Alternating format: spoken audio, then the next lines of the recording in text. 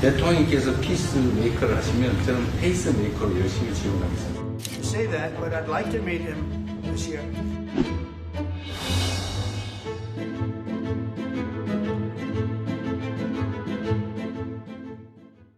저희가 듣고 왔지만 이번 한미 정상회담 이후에 북미 정상회담 이거 열리는 거 아니냐 기대들이 상당히 커지고 있어요. 예, 물론 뭐 성사 가능성은 좀 따져봐야 되겠습니다만 기대감이 커지는 건 맞습니다. 네. 왜냐하면 양 정상이 만나서 방금 화면에서 보셨습니다만 이 정상회담 개최 가능성에 대해서 양 정상이 다 적극적이거든요. 그리고 무엇보다도 트럼프 대통령이 더 적극적이에요. 네. 시한을 정해서 금년 내에 만나고 싶다라는 얘기를 했거든요. 거기 또 한 가지 주목할 부분은 뭐냐면 그 트럼프 대통령이 한반도를 방문한다는 거죠. 네. 10월 달에 에이펙 정상회의에 경주를 방문하겠다라고 이야기를 했고 네. 아마도 그걸 계기로 해서 만나기를 바라는 그런 의지를 과시했기 때문에 그 어느 때보다도 기대감이 높아지는 건 맞습니다. 그렇군요. 자, 봉용식 교수님. 이런 와중에 어제 북한이 김정은이 이번에 중국 전승절 참석할 거다라고 북한도 공식도 발표를 했어요. 그런데다가 일본 매체는 이게 김정은이 이번에 중국을 가는 게 북미 정상회담을 위한 포석이다. 이런 해석들도 내놓고 있던데 이게 정말 그런 의도가 있다고 보십니까? 저도 그런 의도가 강하게 작용됐다고 봅니다. 왜냐하면 이거는 의기투합이 돼야 되지 않습니까? 네. 초청하는 중국 정부에서도 김정은 위원장을 꼭 불러야 될 이유가 생겼어야 되고 북한 입장에서도 다 아시겠습니다만 다자무대에 데뷔하는 건 이번이 처음이거든요. 그렇다면 쉬운 결정이 아닌데 김정은 위원장이 이런 초청을 받을 때는 뭔가 네. 중대한 이유가 발생했다는 것이죠. 그것은 이제 한미일 간에 이런 안보 협력이 강화되니까 경제 협력도 이거는 안 되겠다. 우리도 힘을 합쳐야 되겠다는 동기부여가 된 게 아닌가. 말씀드리자면은 이제 김정은 위원장이 트럼프 대통령하고 정상회담이 있을 때 네. 중국이 갑자기 북한한테 잘해줘요. 그래서 시진핑 주석이 정상회담을 초청했지 않습니까? 네. 그래서 이제 미국, 북한 정부 다 얘기하는 게 아니 시진핑 정부는 미국이 북한에 대해서 좀 중국이 책임지라 그러면 북한은 주권 국가고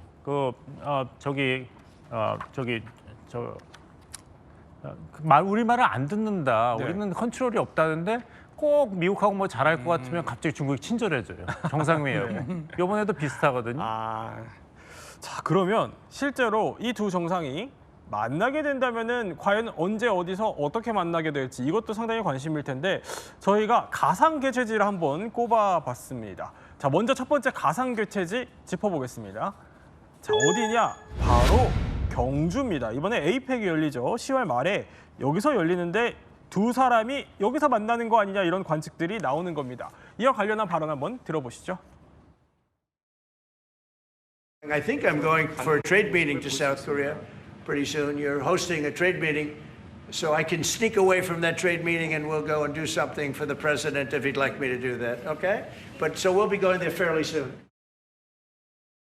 아니, 그 트럼프가 말한 저 무역회가 이번에 10월 말에 열리는 경주 에이펙 얘기하는 거예요. 여기 트럼프는 나 적극적으로 가겠다 이런 참석 의사를 밝혔는데 북한도 그럼 참석 대상입니까?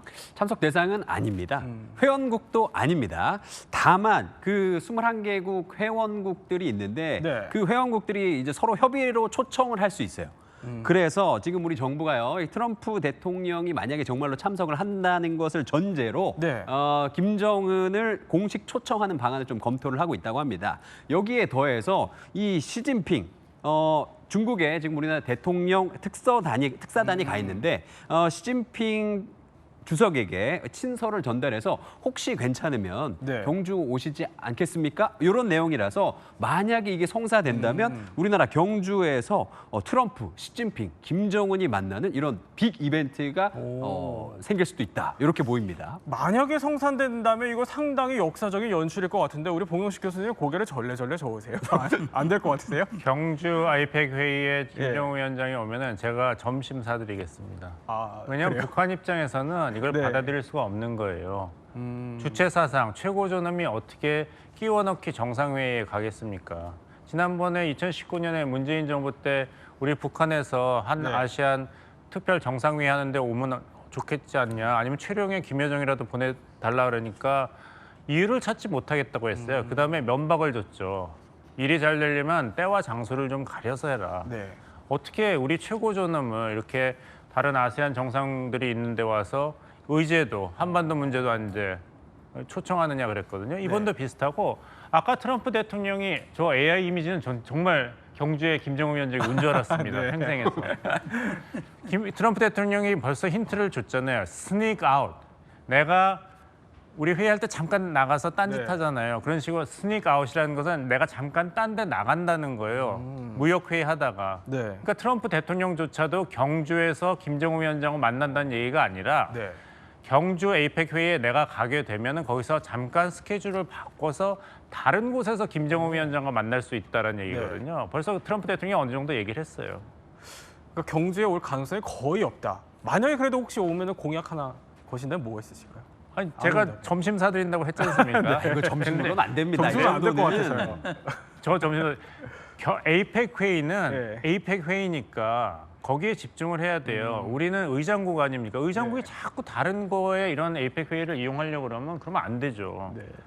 자, 그런데 사실 김정은이 우리나라를 좀 방문하기에는 부담이 있을 수밖에 없기는 해요. 네, 부담이 굉장히 클 것 같은데요. 사실 예전에 이 백두혈통 중에 한 명이 우리나라에 왔던 적이 있습니다. 저 때죠. 자, 이 백두혈통의 첫 남한 공식 방문이었던 2018년 평창올림픽 당시 김여정의 방한 때 그때 말 그대로 이 한반도가 정말 들썩였는데요. 네. 지금 당시 영상인데요. 이 영상 보시면은 KTX로 이동 중인 김여정 주변에 이 검은 정장, 선글라스, 무서운 경호 인력들이 잔뜩 지금 붙어 있는 모습입니다. 그렇네요. 자, 어마무시한 경호가 또 따라 붙고 있는데 아니 김여정이 와도 이런데 김정은이 방남을 한다.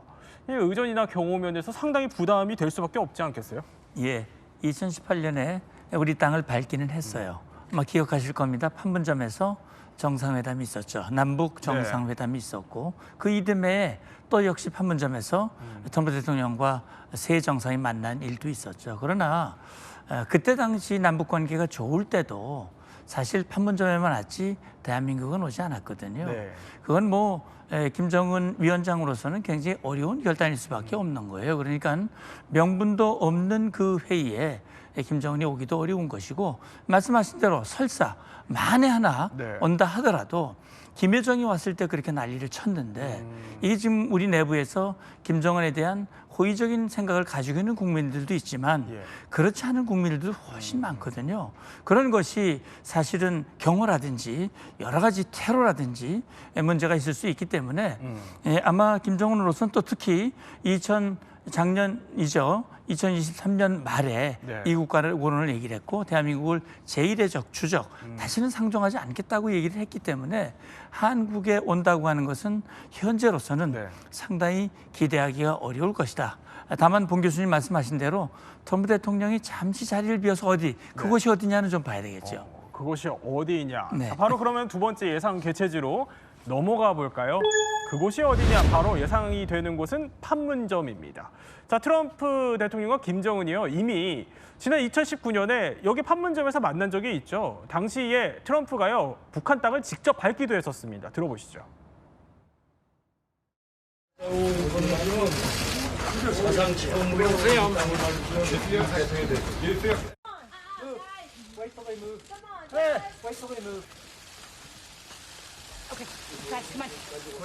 Stepping across that line was a great honor. A lot of progress has been made. A lot of friendships have been made, and this has been in particular a great friendship. 아니 그러니까 트럼프가 저 때 당시에 북한 땅을 최초로 밟은 미국 대통령이 됐던 거예요. 어쨌든 근데 트럼프 발걸음을 보면 별로 겁내하지는 않는 것 같아요. 근데 당시 심경이 어땠을지 한번 들어보시죠. Remember when I walked across the line? But I looked in and I saw more rifles pointing at me than you could. And yet I felt safe. I felt safe because I have a great relationship with Kim Jong-un. 그러니까 정상회담에서 이번 정상회담에서 수많은 뭐 총부리가 이렇게 겨누고 있었다는 건 당시 봤었지만 안전하다고 느꼈다는 소회를 토로한 겁니다. 그렇다면 경주보다는 그래도 판문점은 좀 가능성이 있을까요? 예, 물론 경주보다는 가능성을 따진다면 약간 높을 가능성은 있지만 그 자체도 높지는 저는 않다고 보는데요. 왜냐하면 뭐 판문점은 이미 트럼프 대통령이 한번 방문한 곳이고 네. 지금 총뿌리를 얘기하는 거는 당시에는 JSA에서도 소총을 휴대하도록 돼 있었어요. 그렇기 때문에 아마 소총을 휴대한 경비 병력들을 받겠지만 예. 뭐 대통령이 가는데 그때 당시에는 미북 정상회담 이후에 만난 것이기 때문에 뭐 분위기가 괜찮았죠. 그러니까 뭐 상당히 트럼프 대통령이 불안을 느낄 이유도 전혀 없는 상황이었고요. 네. 그러나 말씀하신 대로 만약에 아까 얘기했던 대로 잠깐 나와서 갔다 올 수 있는 곳이라면 우리 대한민국이 아니라면 북한과 가장 가까운 곳이 역시 판문점이거든요. 네. 그렇다면 그것이 판문점일 가능성으로 따지면 아마 경주보다는 좀 높을 것이다. 이렇게 봐야 되겠죠. 경주보다는 조금 더 높다. 그런데 세 번째 또 가상 개최지가 또 있습니다. 어디냐? 바로 평양입니다. 아니 평양에서 만날 가능성이 있다. 이거와 관련해서 지금 한때 트럼프의 최측근이었던 존 볼턴 전 백악관 국가안보부 장관이 우려를 표했어요. 예, 왜냐하면은 이제 존 볼턴 전 보좌관은 원래 이제 핵 통제 전문가 아니겠습니까? 예. 전 유엔 대사기도 하고 CBID를 만든 본인입니다. 그런데 이제 존 볼턴 백악관 안전보좌관이 우려하는 거는 트럼프 대통령이 김정은 위원장한테 매료됐다. 빠졌다. 예, 빠졌다. 지금 중요한 거는 북한 비핵화를 추진하기 위해서 북미 대화를 해야 되는데 자신의 인기, 주목받기 위해서만 북미 정상 외교를 한다는 거예요. 네. 그러니까 이제 트럼프가 이제 김정은의 회담 욕구가 너무 앞서서 직접 평양에 간다면은 이거는 외교적으로 여러 가지 의미가 있습니다. 네. 미국이 북한을 주권국가로 공식적으로 인정했다는 걸로 해석이 될 수도 있고 그 안에서 정상 간에 이제 평양 안에서 있는 북미 정상회담이니까 무슨 얘기가 나오는지도 북한 나름대로 해석이 이제 비중을 갖게 되거든요. 그러니까 너무 위험하고 준비되지 않고 그냥 덜컥 가버린다는 네. 것이죠.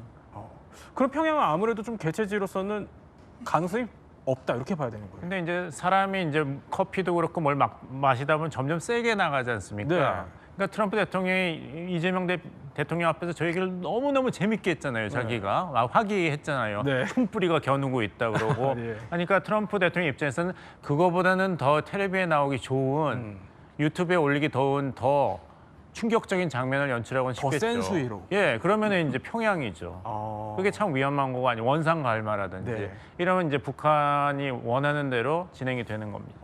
그러니까 더 극적인 연출을 극적인 하기 위해서 연출. 평양을 택할 가능성도 있긴 있다. 다만 외교적으로는 위험하다라는 설명을 해주신 겁니다. 그럼 마지막 가상 개최지 한번 살펴보겠습니다. 여기는 어떨까요? 그러니까 한반도 밖의 제3국이라는 겁니다. 그러니까 이미 뭐 싱가포르, 하노이 여기서 회담이 있었으니까 그래도 한반도 밖에서 만날 가능성이 좀 더 커 보입니다. 예, 그러니까 이제 제3국이라고 하는 것은 일단 이 김정은이 우리 대한민국을 방문하는 것은 매우 부담스럽고 네. 여러 가지 문제가 있기 때문에 이제 한국을 피해서 제3국을 겨냥할 수가 있어요. 과거 제가 국방부 근무할 때 남북 국방장관 회담을 개최하자 그랬더니 네. 제3국에서 만나자고 그러더라고요. 아, 그래요? 그랬던 전례가 있었거든요. 실제 1, 2차 미북 정상회담이 1차는 싱가포르에서 만났고 예. 2차는 베트남에서 만났거든요. 둘 다 아시아 국가입니다. 그러니까 장소를 결정할 때 교통이라든지 네. 예, 거리죠. 그리고 중요한 것은 안전 문제입니다. 그러니까 싱가포르 같은 경우는 뭐 그렇게 완전히 친미 동맹국이 아니고 또 안전 문제 여러 가지를 고려했을 때 싱가포르를 했던 것 같고요. 베트남은 뭐 사회주의 국가니까 그다음에 지리적으로 기차로 또 갈 수 있고요. 네. 그렇다면 제3국 두 번 다 아시아이기 때문에 만약에 아시아를 선택한다면 어디일까? 한번 상상력을 발휘해 본다면 어디죠? 저는 몽골쯤이 어떨까라는 생각도 해봐요. 과거에 몽골 얘기도 나왔었어요. 몽골은 북한에서 그렇게 지리적으로 그렇네요. 말하자면 기차로도 갈 수 있고요. 그런 곳이고 또 과거에 사회주의 국가였었고 그런 점에서 몽골이 또 고려될 수 있는 것이고 만약에 가능성은 높지 않습니다만 네. 김정은이 공부한 곳 있지 않습니까? 스위스. 김정은이 유학을 했던 스위스. 스위스는 지리적으로는 유럽에 있지만 예. 그 스위스는 중립국가거든요. 그런 차원에서 스위스는 과거에도 사자회담이라든지 한반도 평화를 위해서 상당히 적극적인 나라입니다. 개최국의 그 의지도 굉장히 중요하거든요. 네. 그런 차원에서 그것도 하나로 한번 뭐 상상력입니다만 네. 생각해 볼 수 있겠습니다. 몽골, 스위스 뭐 이 중에 또 하나가 될지 더 관심인데 만약에 그러면 지금쯤 이제 궁금해집니다. 슬슬 트럼프와 김정은 우리가 이제 개최지를 살펴봤다면 이 사람이 진짜 만날지가 관심이에요. 그러면은 두 사람의 머릿속을 한번 살펴봐야 될 것 같은데 지금 두 사람이 어떤 생각을 하고 있는지 이용주 평론가 준비를 했죠. 네, 그래서요, 이 트럼프와 김정은 지금 과연 어떤 생각을 가지고 있는지 이 두 정상의 속내를 짧은 키워드로 만들어서 보여드리겠습니다. 네. 먼저 김정은 보시죠. 자, 공은 공, 사는 사요. 갈 때까지 가봤다.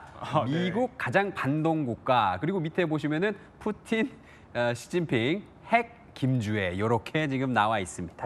아니 뭐 지금 보면은 발언들이 상당히 공격적이고 실제로 이제 저런 발언들이 북한에서 나왔다는 얘기잖아요. 그렇죠. 최근에 김정은 발언이나 북한 매체 이 발언 등을 통해서 재구성을 해본 건데요. 네. 일단은 이 갈 때까지 가봤다는 무슨 얘기냐면요. 지난해 9월에 평양 무장 장비 전시회 이 개막식에서 김정은 네. 이런 얘기를 했습니다.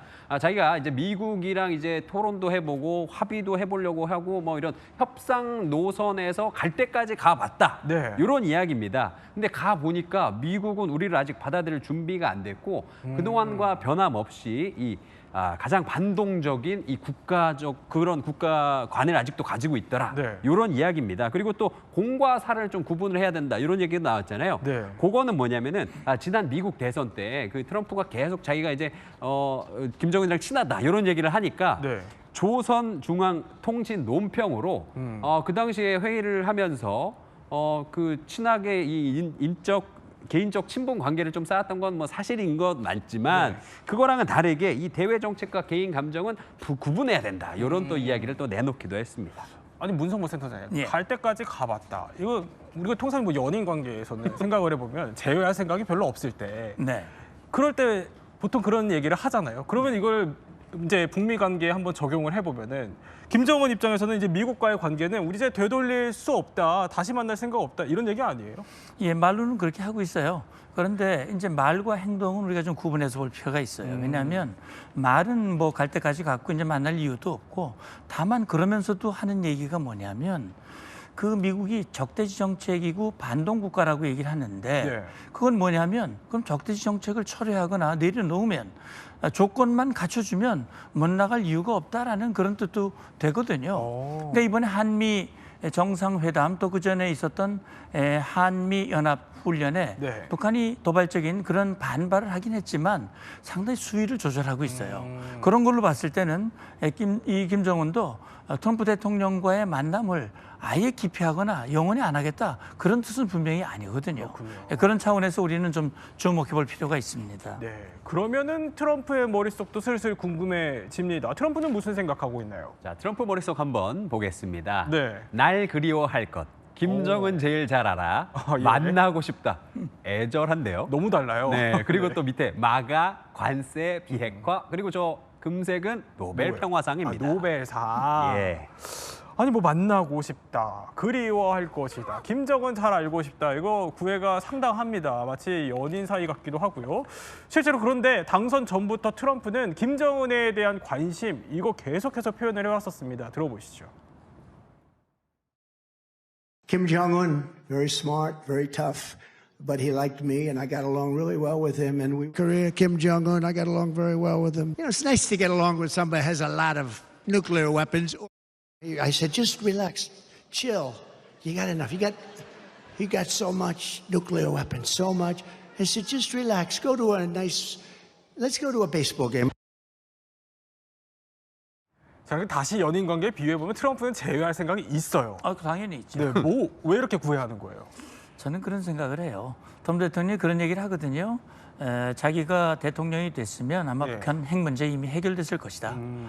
그리고 지금 같이 북한이 핵을 많이 만들지도 않았을 것이다. 이런 얘기를 했는데 저는 굉장히 그 아쉬움을 가지고 있는 것 같아요. 다시 말하면 싱가포르 회담 하기 전에 트럼프 생각 속에는 자기가 나서서 수십 년 동안 해결하지 못한 네. 북한 핵 문제를 해결한 대통령으로 남고 싶었던 거예요. 그러니까 지금 본인이 김정은과 만나는 것은 성과했는데 네. 그게 마무리되지 않았기 때문에 어떤 형태로든 다시 만나서 그걸 마무리 지음으로써 북한 핵 문제를 해결한 평화의 대통령, 네. 핵 문제를 해결한 그런 리더십으로 과시하고 싶은 거예요. 좋은 표현해 주셨는데 거기 이제 이 평화상 네. 그것도 사실은 머릿속에 있다. 저는 그런 생각을 합니다. 김정은을 만나려는 목적이 노벨 평화상도 있다. 그럼요. 그런데 노벨 평화상이 저희가 알아보니까 이게 10월 10일 날 발표가 되더라고요. 그럼 김정은을 향한 구애도 10월 10일까지만 가능한 거예요? 그렇진 않죠. 내년도 있고 내후년도 있지 않습니까? 네. 그리고 아직은 한반도 비핵화, 북한 비핵화에 대해서 트럼프와 김정은 위원장의 정상회의가 있지도 않았기 때문에 예. 트럼프 대통령으로서도 내가 노벨 평화상을 이 이유로 받아야 된다고 이야기하기에는 좀 증거가 부족하죠. 그러니까 이번에 만약 트럼프 대통령이 경주 에이펙 회의에 오고 판문점에서 김정은 위원장과 회동을 한다 하더라도 네. 이게 뭐 노벨 평화상 수상 유력시까지 이어지기는 힘들 것입니다. 저는 자료 화면을 보면서 사실 가슴이 아팠는데 이 채널E에서 자세히 보도한 게 통역사가 누가 나올지는 한번 시청자 여러분께서는 기다리시면 되겠습니다. 싱가포르에서 안경선 남자 통역사가 나왔는데 네. 숙청당했어요. 그 자료를 김정은 위원장 허락 안 받고 고쳤다 그래서. 그래요? 그 다음에 예쁜 여자 통역사가 저기 하노이 회담에 나왔지 예. 않습니까? 근데 하노이 노딜로 끝나고 통역대 실수를 해가지고 이번에 많이 칭찬받은 트럼프 대통령 측에 이 박사님이 많이 도와줬는데 노딜로 끝나니까 김정은 위원장이 돌아오는 열차에서 막 화를 냈어요. 그랬군요. 너 향수를 너무 많이 해가지고 머리가 지끈지끈 아파가지고 네. 내가 협상도 못했다 그러고. 누가 나올지 한번 지켜봐 주십시오. 네, 자, 그래도 외모적인 표현은 좀 자제를 좀 해주시면 감사하겠습니다. 그런데 트럼프 속내가 이렇다면 그 김정은은 미국과의 회담으로 도대체 뭘 얻고 싶어하는 걸까요? 김정은이 원하는 것은 전 세 가지로 정리하면 된다고 봅니다. 첫째는 핵보유국으로 인정받는 거예요. 네. 그러니까 1차, 1, 2차 회담 때도 사실 그걸 목표로 했던 거거든요. 핵보유국으로 인정받는다. 그러면 따라오는 게 뭐냐면 제재 해제입니다. 네. 핵보유국으로 인정받았기 때문에 유엔 제재가 무력화되는 거예요. 자, 그다음에 한 가지 가장 그 큰 관심 있는 거. 자기가 그렇게 되면 미국과 한국과의 관계, 다시 말해 네. 한미동맹을 이관시키고 한미동맹이 느슨해지게 되면 김정은은 그가 가지고 있는 대남 전략, 예. 대남 전략 목표를 달성하기 위한 유리한 조건을 완성할 수 있다.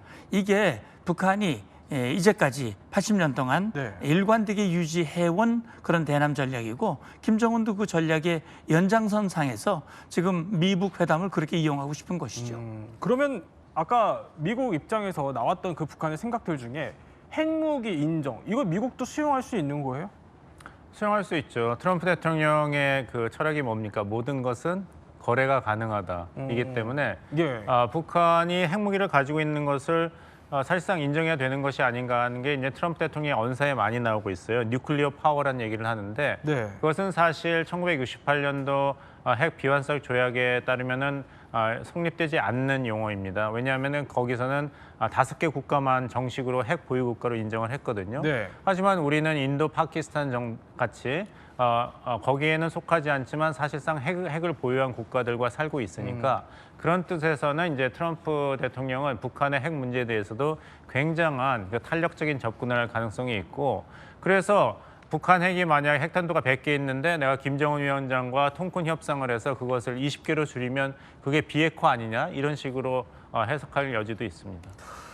자, 그러면 이쯤 되면은 이런 북미 정상회담이 열릴지 또 열리게 된다면 우리 정부는 또 어떤 역할을 하게 될지도 관심인데 일단 우리 정부의 역할과 관련해서 위성락 국가안보실장이 오늘 이렇게 얘기를 했습니다. 들어보시죠. 북은 지금 굉장히 소극적이고 부정적인 태도를 취하기 때문에 저희는 기대치를 너무 높게 잡기보다는 그냥 있는 그대로 담담하게 두고 북의 호응을 기대하는 것이 기다리는 것이 낫다고 생각합니다. 자, 그러니까 남북 관계에 있어서는 좀 진전이 현재로서는 좀 어렵고 북미 회담도 그렇게 기대치를 크게 높게 잡는 분위기는 아닌 것 같아요. 그렇습니다. 저는 위성락 안보실장이 상황을 정확하게 파악하고 있다고 저는 봅니다. 지금 북한의 발언이라든지 네. 지금 미국과 북한 사이의 어떤 입장 차이 예. 이런 것들로 고려해 봤을 때는 지금 높아지는 기대치에 비해서 현실성은 상당히 낮은 건 분명합니다. 우리가 기대를 높이고 자꾸 조바심이나 이런 생각을 가지면 북한의 몸값은 더 높아지고 가능성은 낮아지는 거거든요. 네. 그런 차원에서 차분하게 기다리면서 한미 간의 공조를 통해서 준비해 나가는 것. 이게 지금 바른 자세라고 저는 봅니다. 자, 그러면 저희가 전문가를 특별하게 모셨으니까 이걸 여쭤봐야겠죠. 두 분께 한번 여쭤볼게요. 먼저 봉 교수님께 이번에 북미 회담 성사 가능성 퍼센테이지 따지면 몇 퍼센트입니까? 이번이라고 하면 연내에 이루어지는 것입니까?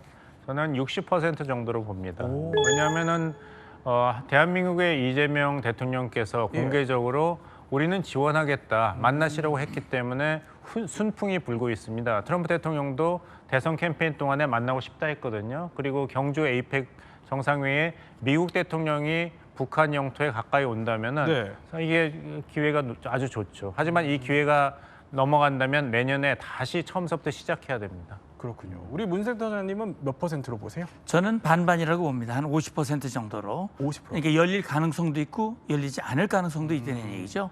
왜냐하면 지금 말씀하신 대로 여러 가지 여건은 과거보다 나아진 건 분명하지만 여러 가지 쟁점들을 고려했을 때 사실은 그런 북한의 김정은의 원하는 그 조건이 성숙되지 않아서 성사되지 않을 가능성도 충분히 있기 때문에 그걸 염두에 둔 접근이 필요하다고 봅니다. 네, 60%와 50% 하반기 정세가 또 요동칠 것 같습니다. 저희는 세 분과 함께 북미 정상회담 개최 가능성에 대해서 몰랐던 이야기 살펴봤습니다.